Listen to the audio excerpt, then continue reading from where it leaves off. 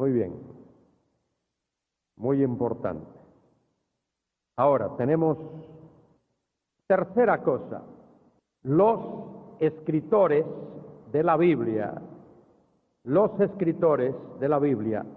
tomaron en cuenta el medio cultural desde el cual escribieron. Tomaron en cuenta el medio cultural desde el cual escribieron. Alguien ha dicho que la Biblia fue un libro, o es un libro, escrito por orientales para orientales. De manera que cuando uno estudia la Biblia, si la quiere entender de verdad, tiene que comprender la cultura del mundo para el cual la Biblia fue escrita. Si no, le va a costar muchísimo trabajo entenderlo. Cuarto, todo escrito bíblico debe estudiarse y entenderse a la luz del entorno cultural, histórico y teológico desde el cual se escribió. Una palabra puede tener varios significados. Ahora, fijaos en esto, el uso de un vocablo dentro de su contexto determina el significado pretendido por el escritor. ¿Qué quiero decir con esto? La etimología de una palabra, su raíz, el origen de esa palabra, no determina el significado. El significado de una palabra adquiere su grado máximo cuando se lee y cuando se estudia en su ambiente, en su contexto. Ahí tengo dos palabras, la palabra iglesia, eclesía, y la palabra apóstol, apóstolos, como ejemplo de lo que estoy diciendo. Son dos ejemplos, voy a añadir dos o tres más para que nos demos cuenta de lo que estoy diciendo. Nos demos cuenta de esto. La palabra iglesia o eclesía, la etimología de esa palabra, si os fijáis, hay una E y una K, ek. Esas dos letras es una preposición griega que al anteponerse a una palabra se convierte en un prefijo. Prefijo si va adelante, sufijo si va detrás. Eso lo hemos aprendido en la escuela elemental. Muy bien. Ek. Ek significa hacia afuera. Hacia afuera. La segunda parte de esa palabra, klesía, viene del verbo kaleo. K-A-L-E-O. Kaleo significa llamar. Llamar. De manera que, literalmente, esa palabra significa llamar hacia afuera. Esa es la etimología, pero eso no nos dice gran cosa. La primera vez que se usó esa palabra en el Nuevo Testamento vino de los labios del Señor Jesucristo. Mateo 16:18, cuando el Señor le dijo a Pedro: sobre esta roca edificaré mi iglesia, mi eclesía, mi eclesía. Ahora bien, si uno solo se guía por eso, no entiende de qué se trata. La palabra eclesía significa un grupo de personas que han sido convocadas y están reunidas. Eso es el significado de esa palabra. Se usaba ese vocablo en tiempo de los griegos para hablar de los ciudadanos que tenían que tomar decisiones respecto de cualquier cuestión de la ciudad y se convocaban. Cuando estaban reunidos, eso era una eclesía. Cuando cada cual se iba a su casa, ya no había eclesía, pues ya no había convocatoria, ya no había reunión. Voy a daros un par de ejemplos para que veáis cómo se usa esta palabra. En el capítulo 19 de Hechos de los Apóstoles, el que tenga una Biblia y quiera ver esto, pues haría bien. Hechos capítulo 19. Allí se trata de el caso de Pablo en la ciudad de Éfeso. El año pasado visité el teatro ese donde Pablo estuvo y lo iban a liquidar. Estuvieron a punto de liquidar a Pablo allí, en aquel teatro. Leo Hechos 19, 32. Hechos 19, 32. Dice allí, ya describiendo lo que está pasando, unos pues gritaban una cosa y otros otra, porque, mira la palabra, porque la concurrencia, y la palabra concurrencia ahí es eclesía, mira, porque la eclesía estaba confusa y los más no sabían por qué se habían reunido. Esto se parece mucho a las iglesias de hoy, que no sabían por qué se habían reunido. Bueno, esa era una eclesía. Mire un uso de esa palabra dentro del Nuevo Testamento. En el mismo libro, un poquito más abajo, versículo 39, y si demandáis alguna otra cosa en legítima asamblea, la palabra asamblea ahí es eclesía, y se trata de una reunión de ciudadanos, no de creyentes,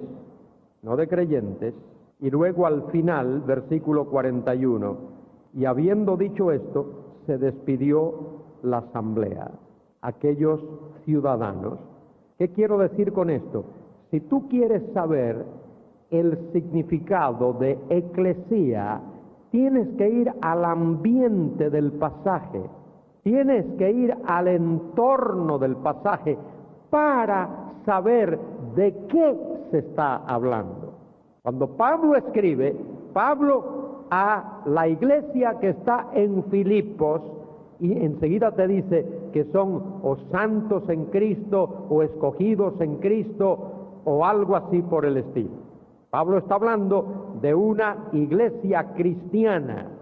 Son hijos de Dios, nacidos de nuevo, santos en Cristo, apartados por el Espíritu Santo para Dios. ¿Qué es lo que determina el significado de una palabra? Su uso, su ambiente, el medio donde esa palabra se usa.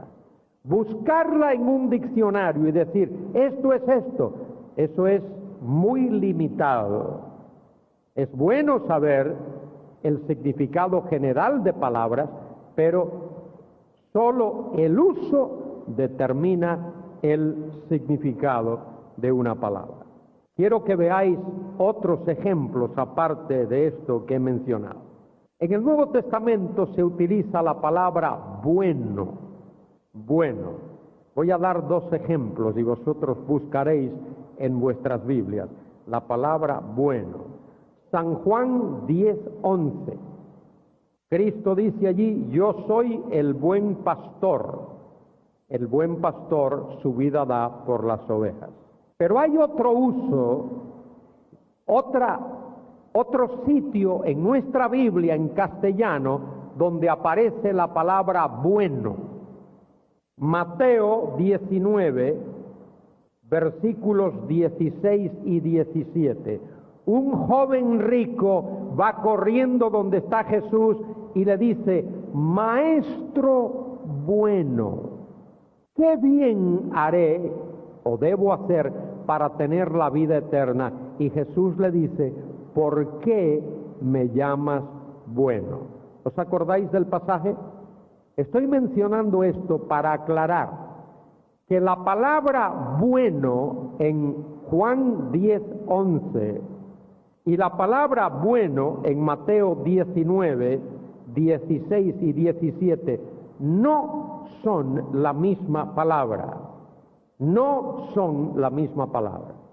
La palabra en San Juan 10:11 habla de bueno en el sentido de hermoso, de atractivo, de manso, de todas esas cosas. La palabra en Mateo 19, 16 y 17, Mateo 19, versículos 16 y 17, es totalmente otra palabra. Habla de ser bueno intrínsecamente, de ser bueno tal como Dios es bueno. En San Juan 10:11 se describe la bondad externa. En Mateo 19 se habla la bondad intrínseca, esencial, tal como Dios es bueno. De manera que es importante, cuando uno hace un estudio y utiliza una palabra como esa, el vocablo bueno, asegurarse que los pasajes colaterales que utiliza, que allí se está utilizando el mismo vocablo. Recientemente oí a alguien predicar sobre San Juan 10:11 y habló de eso, de Cristo el buen pastor, pero luego, para apoyar su enseñanza, apeló a Mateo 19, estos versículos que he mencionado, y eso no quedó claro. No quedó claro. Hay que asegurarse, cuando uno utiliza pasajes colaterales, que el vocablo que aparece allí es exactamente el mismo que uno está intentando estudiar. Voy a mencionar dos casos más. San Juan 13:10. San Juan 13:10. Ese es el sitio donde el Señor Jesucristo lavó los pies de los discípulos. Y en San Juan 13:10 el Señor dice: el que está lavado no necesita sino lavarse los pies. Antes de estudiar los idiomas originales, ese versículo me intrigó muchísimo. ¿Por qué decir el que está lavado no necesita sino lavarse los pies? Ahí vemos el verbo lavar, lavarse, dos veces. El que está lavado no necesita sino lavarse. Y para el lector en castellano, como nosotros, pensaríamos que se trata de la misma palabra. Pues no, son dos palabras distintas. La primera de ellas es un verbo griego que significa el que se ha bañado de pies a cabeza, el que se ha dado una ducha completa. Ese no necesita sino solamente asearse, lavarse las manos, en el caso de aquellos discípulos los pies, porque habían viajado un tramo y los caminos de Palestina todos están llenos de polvo, y al llegar a la casa pues había que lavarse los pies. Había un esclavo allí a la puerta que lavaba los pies de las visitas a medida que entraban. Entonces hay que tener eso en cuenta, porque ahí hay una lección muy importante. El lavarse de pies a cabeza, ese baño de pies a cabeza, esa ducha completa, eso habla de nuestra salvación. El asearnos habla de nuestra confesión. Por eso dice Primera de Juan 1:9, que si confesamos nuestros pecados, Él es fiel y justo para perdonar nuestros pecados y para limpiarnos de toda iniquidad. Una vez que hemos sido salvos, no tenemos que ser salvos otra vez. Hemos sido salvos de una vez y por todas, pero ocasionalmente pecamos. ¿Y qué tenemos que hacer cuando pecamos? Confesar nuestro pecado delante de Dios. Voy a usar un ejemplo más. En la Biblia se habla de perdón, la palabra perdón, el vocablo perdón. Por ejemplo, en Hebreos 9:22 dice: sin derramamiento de sangre no hay remisión, que significa perdón de pecado. Significa perdón, remisión. En el Evangelio de Mateo, cuando Cristo está en la cruz, el Evangelio de Lucas, cuando el Señor está en la cruz, Lucas 23:34, el Señor ora al Padre y dice: Padre, perdónalos, porque no saben lo que hacen. Colosenses 3:13 dice que de esa manera nosotros debemos de perdonar a otros, porque Dios ejerció su gracia para perdonarnos a nosotros. Es necesario que busquemos, que veamos estas diferencias. Ese primer axioma que vimos, ahí al final de la página, dice: todo escrito bíblico, incluyendo cada palabra, lo voy a leer y luego lo vamos a ver reflejado en la pantalla. Todo escrito bíblico, incluyendo cada palabra, oración y cada libro, fue registrado en un idioma siguiendo un significado gramatical normal que incluye el uso del lenguaje figurado. Eso hay que tenerlo en cuenta, muy en cuenta en la Biblia. La Biblia está repleta de lenguaje figurado, es decir, figuras de dicción. Las figuras de dicción se usan para aclarar, no para oscurecer el significado. De manera que cuando uno estudia la Biblia, tiene que recordar que hay mucho lenguaje figurado, figuras de dicción, también se dice, lenguaje literario, hay metáforas, símiles, parábolas, sinécdoques, todas esas son figuras. Metonimia, otra figura de dicción, muchas de ellas en la Biblia. Y hay que entender eso cuando uno estudia el mensaje de la Biblia.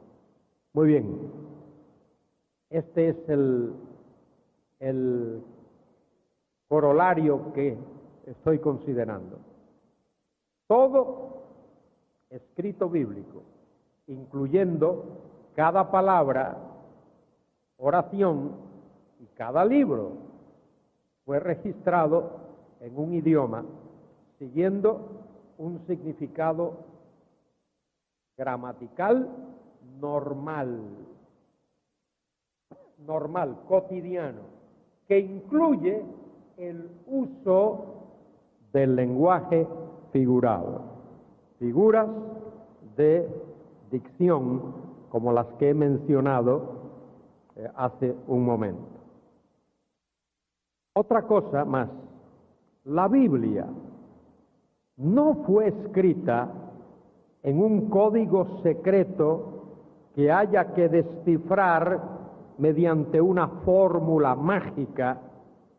Hoy se está hablando ahí de códigos para interpretar cosas de la Biblia. Todo eso es falso, todo eso es falso.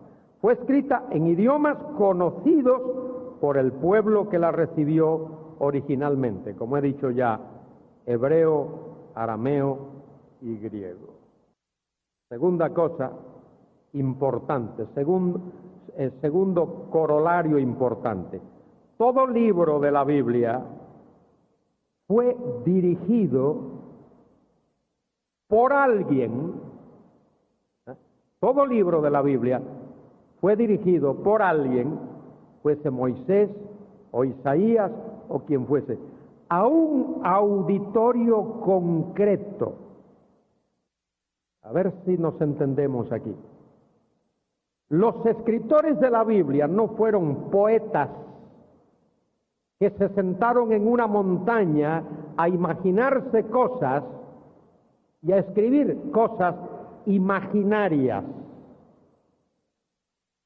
Los libros de la Biblia, todos ellos, sin excepción, tratan de una situación concreta, específica. Ningún libro fue escrito en una especie de vacío histórico o teológico. Todos guardan una relación directa con alguna situación específica. Voy a mencionar, porque es uno de los casos típicos que se utilizan, por ejemplo, el libro de Cantar de Cantares. La mayoría de los intérpretes que conozco y que vosotros conocéis, particularmente los de hace más de una generación hacia atrás, todos alegorizaban el libro de Cantar de los Cantares. Eso es lo que la mayoría de los cristianos ha aprendido. Que Cantar de los Cantares era una manera de hablar del amor de Jehová hacia la nación de Israel. Peor todavía los que dicen que habla del amor de Cristo a la iglesia. Digo que es peor porque no había iglesia en ese tiempo.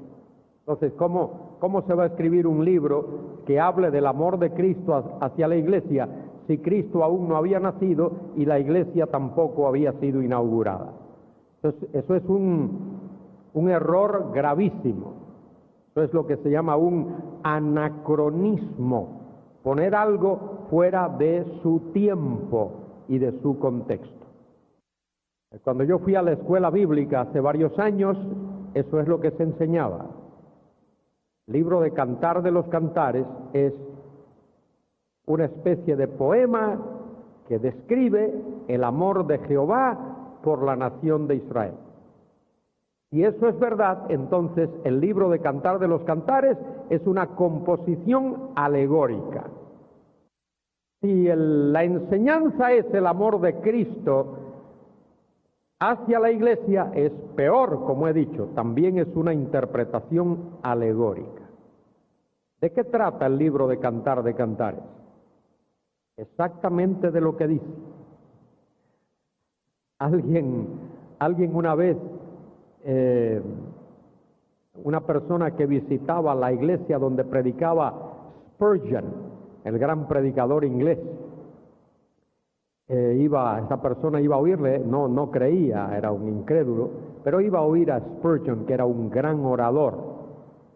Y un día, esta persona se encontró con Spurgeon en la calle y dijo: ahora lo voy a sorprender.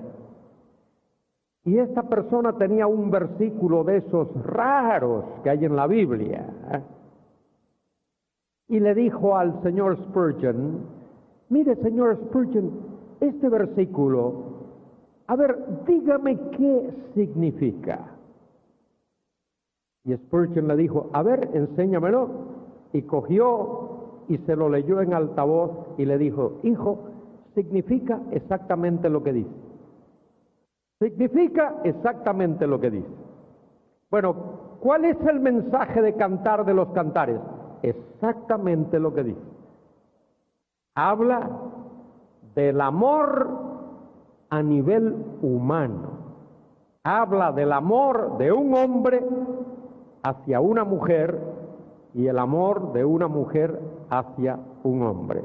A ver, ¿hay algo de malo en eso? ¿Hay algo pecaminoso en eso? ¿No es algo que Dios diseñó? ¿No dijo Dios en el libro del Génesis, después de haber hecho todas las cosas y haber dicho que todo era bueno, todo lo que Dios hizo fue bueno? Finalmente Dios dijo, pero no es bueno. ¿No es bueno qué? Que el hombre esté solo. Le haré ayuda idónea. ¿Y quién casó la primera pareja? Dios. ¿Quién presidió el primer matrimonio en la tierra? Dios. De manera que, por favor, no hay nada malo, malsano, pecaminoso o repudiable o de lo que uno tenga que virar el rostro a otro lado cuando se habla de el amor a nivel humano, de un hombre hacia una mujer y de una mujer hacia un hombre. Ahora, ¿por qué está el libro de Cantares ahí donde está? ¿Por qué está? Eso tiene, acabo de decirlo, ningún libro de la Biblia fue escrito en un vacío histórico. Todo libro tiene un propósito histórico concreto y va dirigido a un grupo de personas concretas. Pues mire usted, piensa en la tierra de la Palestina, ¿dónde está situada? Y mentalmente hace un recorrido por las naciones que rodean a esa tierra. Coges por la costa los filisteos, los fenicios, luego sigues los heteos y luego continúas los asirios y los sirios y luego sigues los babilonios y los medo-persas y luego sigues y vas a parar a Egipto, y si te acercas un poco a la tierra tienes a Amón, a Edom y a Moab. Todos pueblos paganos, todos pueblos que no tienen un concepto de la ética y de la familia y del amor. Y Dios, el Espíritu Santo, utiliza a alguien para que escriba un libro que enseña cómo se debe practicar el amor a ese nivel humano. Esa es la ética bíblica, la ética de Dios, la ética de la palabra. Por eso está ese libro ahí. Y es importante que recordemos eso. Todo libro de la Biblia fue dirigido por alguien a un auditorio concreto en una situación histórica y social específica con un propósito definido. Ningún libro de la Biblia fue escrito en un vacío histórico o teológico. Muy bien, voy a la parte, al número 5 de nuestro corolario. Es el que dice, la Biblia contiene una variedad importante de moldes literarios. Mira la palabra ahí, moldes literarios. Moldes tales como narrativas históricas. ¿Dónde encontraríamos narrativas históricas en la Biblia? En ningún sitio. ¿Dónde la encontraríamos? Bueno, primero de Samuel, segundo de Samuel, primero de Reyes, segundo de Reyes, primero de Crónicas, segunda de Crónicas. Incluso en el libro de Josué encontramos narrativas históricas. En los evangelios encontramos narrativas históricas. Cuando uno va a enseñar o cuando uno va a predicar sobre esos pasajes, que es una narrativa histórica, uno tiene que entender bien la historia, esa que está escrita ahí, que se narra ahí, y entonces reconstruirla para el oyente. Narrativas históricas. Poesías. ¿Dónde encontramos poesías en la Biblia? En los Salmos, en Job, en Cantares. Muy bien. Profecías. ¿Dónde encontramos profecías? Daniel, Ezequiel, Zacarías, Apocalipsis. Discursos teológicos. ¿Dónde encontramos discursos teológicos en la Biblia? ¿Dónde? Romanos, por ejemplo. Hebreos, encontramos discursos teológicos. ¿Dónde encontramos drama en la Biblia? Un ejemplo clásico de drama es el libro de Job. Aunque es un libro poético, es un libro escrito para ser escenificado. Parábolas, ¿dónde encontramos parábolas? Muy bien, Mateo 13 es el pasaje clásico de las palabras. Y literatura apocalíptica, ¿dónde la encontramos? Daniel, Zacarías y, por supuesto, el libro del Apocalipsis. Y luego, finalmente, el corolario número 6 que tenemos por aquí. Todo escrito bíblico fue entendido por los lectores originales según los principios básicos de la gramática, de la historia, de la lógica y de la comunicación. ¿Qué significa eso, amigos míos? Que ningún pasaje de la Biblia fue escrito para que los lectores originales lo interpretasen alegóricamente o figuradamente o simbólicamente. Todo pasaje bíblico fue dado para que fuese interpretado siguiendo las normas de la gramática y de la historia y de la literatura y de la lógica y de la comunicación.